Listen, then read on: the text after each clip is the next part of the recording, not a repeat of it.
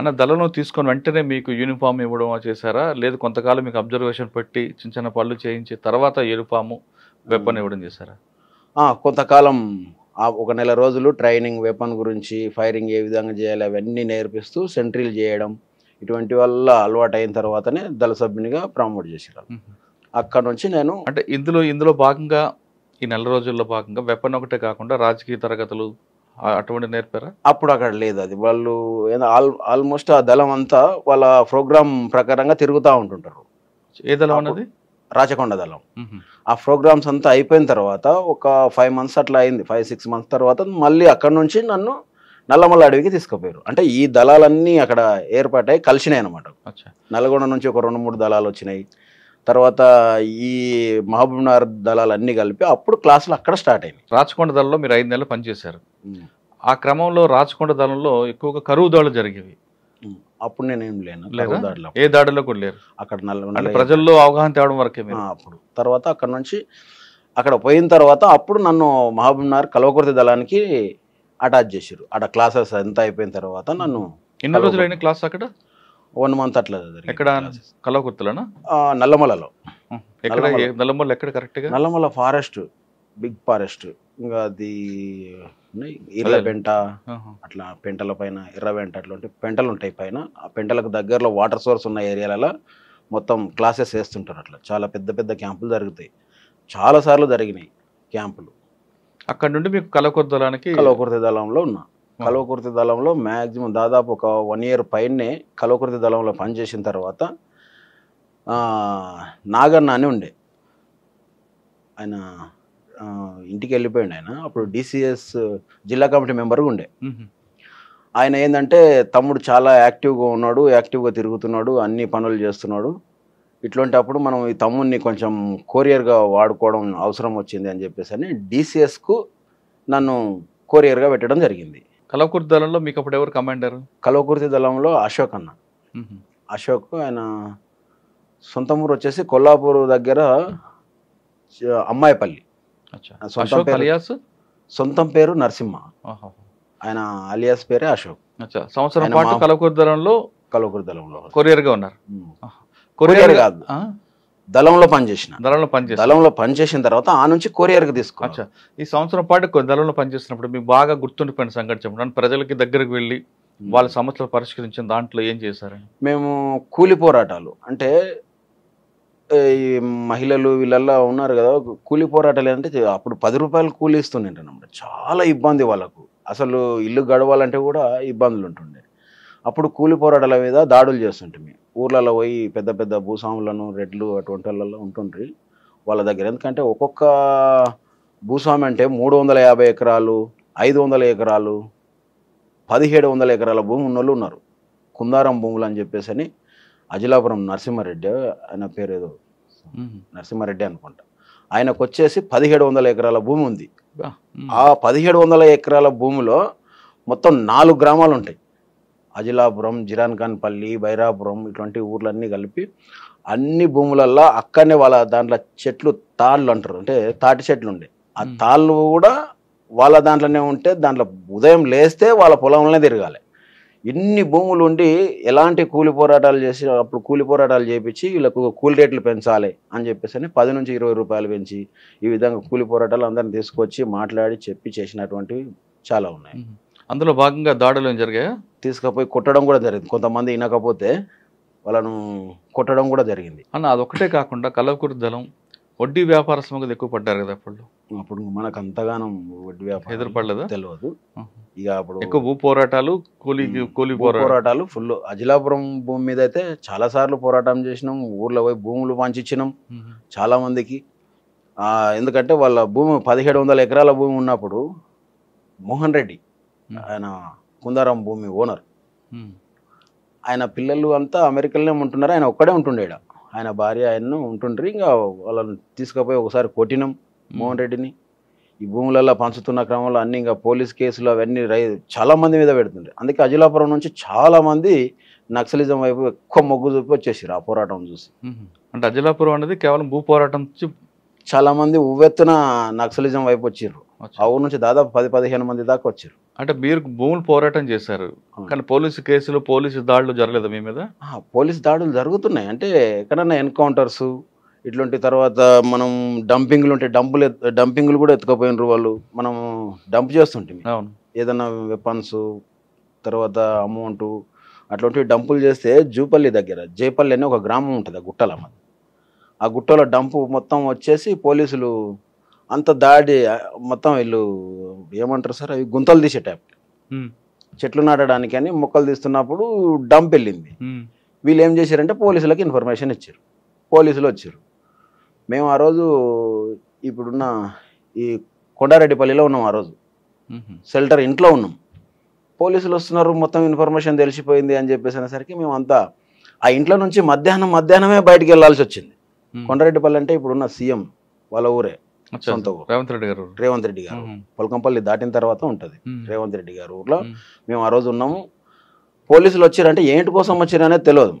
మొత్తం పెద్ద బ్యాచ్ వచ్చింది, దిగింది అనేసరికి మన షెల్టర్ అర్థమైపోయినట్లుంది, తెలిసిపోయింది. మనం అంతా ఈ నుంచి వెంటనే బయటికి వెళ్ళాలని మేము బయటికి వెళ్ళినాం. పట్టపగలు ఊర్ల నుంచి బయటికి వెళ్ళి అంతా పరేషాన్గా యూనిఫామ్లోనే వెళ్ళారు. యూనిఫామ్లోనే. ఎంతమంది ఉంటారు అప్పుడు? వెపన్స్ అన్ని మా దళం అప్పుడు 9 మంది ఉన్నాం. అన్ని ఎదుర్కోవడానికి కూడా రెడీగానే ఉంటాం. మరి అప్పుడు ప్రజలు ఏమైనా అడ్డుకోలేదా? ప్రజలు ఏమి అడ్డుకోరు, ప్రజలు ఫుల్ సపోర్ట్గానే ఉంటారు మనకు. మేము అక్కడ నుంచి చిలకలలో పోతే వాళ్ళు కాసుకొచ్చిన అమ్మలి అవన్నీ ఉంటున్నాయి కదా, వాళ్ళ ఫుడ్డే మాకు పెట్టారు. ఆ టైంలో తిని అట్లనే పోయి బయటకు వెళ్ళిపోయినాం. అప్పట్లో మీకు ఆయుధాలు కానీ డ్రెస్సులు కానీ ఎక్కడి నుంచి వచ్చేవన్నా? డ్రెస్సులు అంటేనేమో షాప్లో వాళ్ళు ఇస్తుండ్రి, మరి అది దళకమండరికి తెలిసి ఉంటుంది వాళ్ళు ఏ విధంగా తీస్తారు అనేది. బట్టల షాపుల నుంచి తెచ్చి కుట్టిస్తుంటే అంతా మనకు తెలిసిన పార్టీ వాళ్ళే కుట్టిస్తుంటారు. వెపన్స్ ఎంతసేపు ఉన్న పోలీస్ స్టేషన్ల మీద దాడులు చేసి తీసుకురావాల్సిందే, మనం ఎక్కడ కొనడం అనేది ఏమి ఉండదు. మనకు కావాల్సినటువంటి సామాగ్రి అంటే మన దళాలు అప్పుడు బాగా పెరుగుతున్నాయి. మేము ఉన్న టైంలో 96, 97 ఆ టైంలో విపరీతమైన రిక్రూట్మెంట్ ఉంది మాకు. అప్పుడు దాడులకు ఎక్కువ ప్రాధాన్యత ఇచ్చేది. అంటే 3 జిల్లాలు మహబూబ్ నగర్, ఉమ్మడి మహబూబ్నగర్, నల్గొండ, మెదక్, ఈ 3 జిల్లాలు దక్షిణ తెలంగాణ. ఈ దాడులు ఏ విధంగా చేయాలంటే 3 దగ్గరలో చేయాలి ఒక సంవత్సరంలో. అట్లా మా దగ్గర వచ్చేసి పెద్ద కొత్తపల్లి పోలీస్ స్టేషన్ పేల్ చేయడం జరిగింది. అది మీరున్న సంవత్సరంలోనే? మేము ఉన్న సంవత్సరంలో. అంటే నేను అప్పుడు కల్వకుర్తి నుంచి ఇతలికి వచ్చేసిన, నేను అప్పర్ ప్లాట్కి వచ్చిన. అప్పర్ ప్లాట్కి వచ్చిన తర్వాత నన్ను యాక్టివ్గా ఉన్నాడు, దాడులలో ఏదానికైనా బలంగా ఉంటున్నాడు అని చెప్పేసి అని ఇక నన్ను స్పెషల్ గేర్ల స్క్వాడ్లకు తీసుకున్నారు, SGS అనే దళం. అప్పుడు కొత్తగా ఏర్పాటు చేశారు. అదేంటంటే దాదాపు ఒక 15 మందితోటి ఏర్పాటు చేశారు. మీరు ఇంకెవరు ఉన్నారు అందులో? ఇప్పుడు చనిపోయిన సాంబశివుడు ఉన్నాడు, ఐలన్న, ఆయన మా దళానికి కమాండర్ SGS. ఇక దాంట్లో ఇప్పుడు నేను చెప్పిన చంద్రన్న, కేతపల్లి చంద్రన్న అని, జనార్దన్ ఆయన పేరు. ఆ జనార్దన్ పేరే ఈయనకు జనార్దన్ అని ఇప్పుడు వచ్చిన ఈయనకు పెట్టిరారు. అంటే మారుస్తూ ఉంటాం, మన వాళ్ళు ఒక ఆయన చనిపోయిన తర్వాత ఆ పేరు డెవలప్మెంట్ కావాలి కాబట్టి పేరుని చేంజ్ చేస్తాం. ఇప్పుడు సాంబశివుడు చనిపోయిన తర్వాత ఐలన్నకు ఆ పేరు పెట్టినాం, ఎందుకంటే ఆయన జిల్లా కమిటీ మెంబర్గా సెలెక్ట్ అయ్యి ఉన్నాడు కాబట్టి ఆయనకు ఆ పేరు పెట్టినాం అనమాట. ఎందుకంటే ఈయన కూడా అప్పుడు DCS లెవెల్ చేసిండు సాంబశివుడు, ప్రభాకర్ అని. మాకు మొత్తానికి ప్రభాకర్ ఫస్ట్ నుంచి మమ్మల్ని విద్యార్థి దశ నుంచి తీసుకుపోవడానికి కారణం ఆయన్నే, ప్రభాకర్. ఆయన్నే అంటుండే, తమ్ముడు నువ్వు విద్యార్థి దశలోనే నువ్వు చిన్న పిల్లగాడు, అట్లాంటిది నాతోటి భుజంతో భుజం కలిపి నాతోటి యుద్ధానికి వచ్చినావు, నువ్వు చాలా గ్రేట్ తమ్ముడు అని చెప్పేసి అని మంచిగా ప్రోత్సహిస్తుండే కలిసినప్పుడల్లా. అంటే దళాలు అప్పుడప్పుడు కలుస్తుంటాయి, నల్లమలలోనే ఎక్కువ మేము మీటింగ్స్ ఏర్పాటు చేసేది. కల్వకుర్తి దళం ఉన్నప్పుడే పెద్ద కొత్తపల్లి దాడా? తర్వాత నేను SGSలోకి వచ్చిన తర్వాత దాడి. ఈ సంవత్సరంలో మీకు గుర్తుండిపోయిన సంఘటనలు చెప్పారు, ఐజరాపల్లి, తర్వాత నర్సం, కొండారెడ్డి, ఇవన్నీ కూడా. అవును, కొండారెడ్డి. అది కాకుండా మీ మీద అటాకులు జరిగాయని తప్పించుకున్నారు ఎక్కడైనా ఈ సంవత్సరంలో? అంటే జరిగినాయి కొన్ని దగ్గరలో. మేము ఏంటంటే అంటే కాల్పులు జరగకుండా తప్పించుకొని పోయిన కాలాలు ఉన్నాయి. మేము ఒకసారి అనురాధ అని ఉండే డీజీ ఆమె, ఒకసారి ఎక్కడ అనురాధ డీజీ కదా, ఎస్పీ ఉండే, మహబూబ్ నగర్ SP కాదు ఆమె, ఇక్కడ నుంచి వచ్చింది ఆమె. అయితే కొల్లాపూర్ వెళ్తున్నది. మేము ఆదిరాల దగ్గర, ఆదిరాల పక్కల, అది ఊరు పేరు ఐడియా వస్తలేదు, మేము ఆ ఊర్లకు ఎంటర్ అవుతున్నాం. ఆ ఊర్లోకి ఎంటర్ అయ్యే క్రమంలో పోలీస్ జీప్ కనబడి మేము రిటర్న్ వెళ్ళిపోయినాం, ఇద్దరమే ఉన్నాం. వాళ్ళు ఎవరో వీళ్ళు నక్సలైట్లు లాగా ఉన్నారు, కార్ ఆపండి అని చెప్పేసి అని ఆమె మా మీదకి ఎంటబడ్డారు మొత్తం వెపన్స్ తీసుకొని.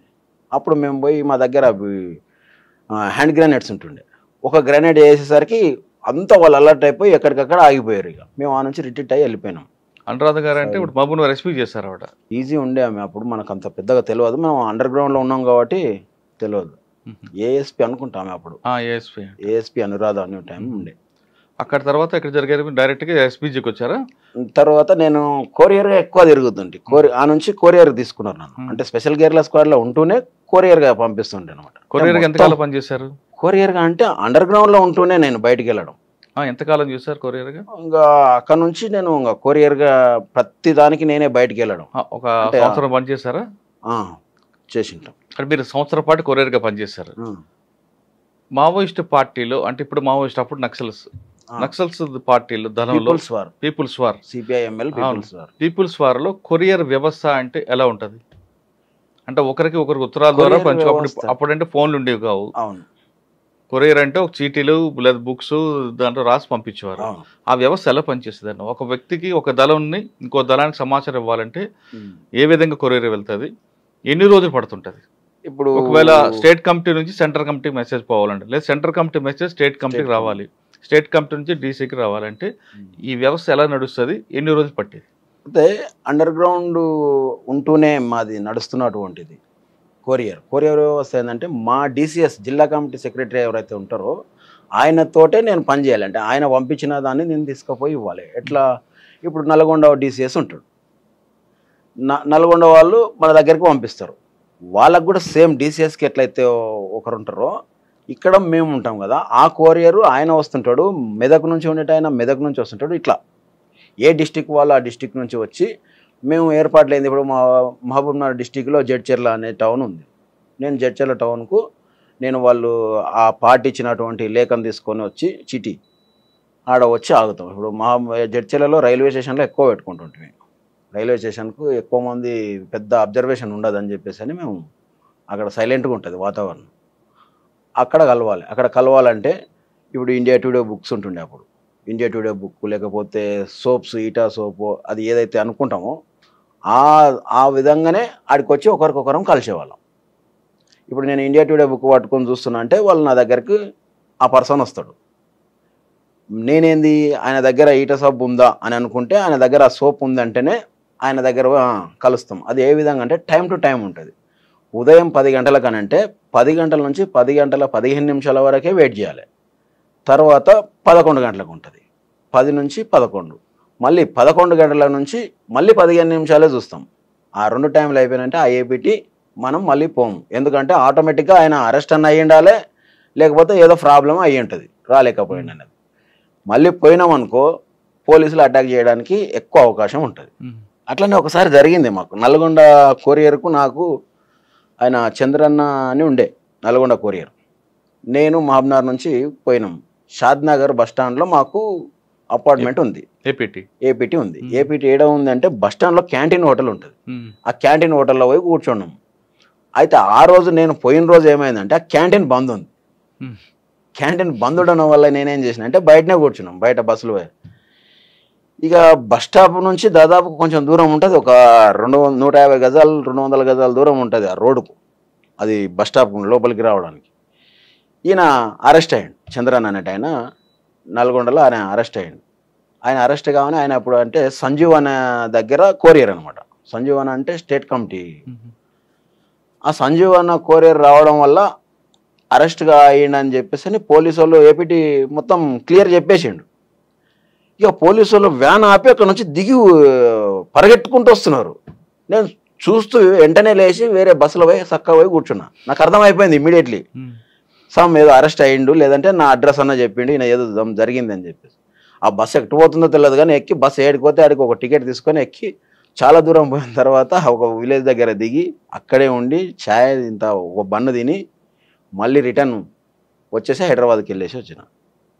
అట్లా జరుగుతుంటాయి. ఆయన అరెస్ట్ అయ్యిండు, సంజీవ్ అన్న అరెస్ట్ అయ్యింది అని చెప్పేసి అని నల్గొండలో రైల్వే ట్రాక్ వేల్చేసారు. రైల్వే దగ్గర మన వాళ్ళు పోయారు, అక్కడ నల్గొండ వాళ్ళు సంజీవ్ అన్న అరెస్ట్ అయ్యాడు. ఎందుకంటే కొరియర్ అరెస్ట్ అయ్యిందంటే డీసీ ఆయన సెంట్రల్ స్టేట్ కమిటీ సెక్రటరీ కూడా అరెస్ట్ అయ్యిండేమో అనే దాని నుంచి దాడి చేశారు. ఆయన ఒక్కరిని అరెస్ట్ చేస్తే ఆయన వెంటనే కోర్టుకు హాజరుపరచాలి 24 గంటలు అని చెప్పేసి దాడి జరిగింది. అది వెంటనే నాకు నెక్స్ట్ డే చూసుకొని నేను రిటర్న్ మళ్ళీ వెళ్ళిపోయినా.